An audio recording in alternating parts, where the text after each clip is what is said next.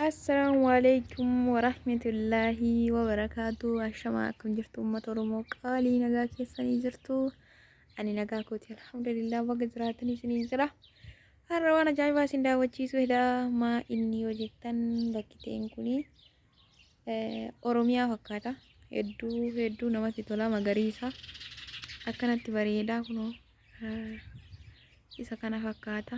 Bakkiteen kun eessa jechuun keessaniin oolu.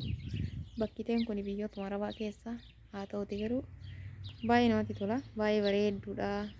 Iddoo lamitti isii naannoon isii magariisa mukkeen isaa hedduu takka bakka biyya nama yaadachiisa.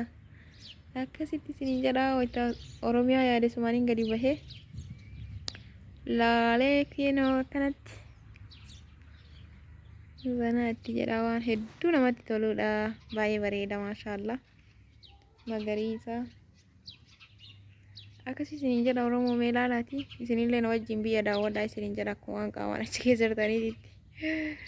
Akkasii isiniin jedha baay'ee bareeda baay'ee namatti tola magariisni isaa jechuudha. Midhaan isaallee hedduu takka eeda fageenya irratti isinitti mul'ata ta'e bakkiteen kuni. Kunoo kun midhaanii garbuu natti fakkaata bira gahee hin beeku kunoo. Kun garbuudha natti fakkaata. Fageenya irratti kan isinitti mul'ise sun jechuudha. Qaama as harkisee isinitti mul'ise. Ila kunoo kuni jechuudha. Inni kuni garbuudha. Akkasii isiniin jedha Oromootti yaa. Akkasitti na wajjin daawwadhaa isiniin jedha. Isuma kana gatti tana waraabee Oromiyaa maal akka fakkaattu as keessatti argitan jedheen abdii qabaa isiniin jedha uummata Oromoo qaalii daawwattoonni kiyya hordoftoonni kiyya. Yoo isinitti tolee laayikii gochuun dagatina.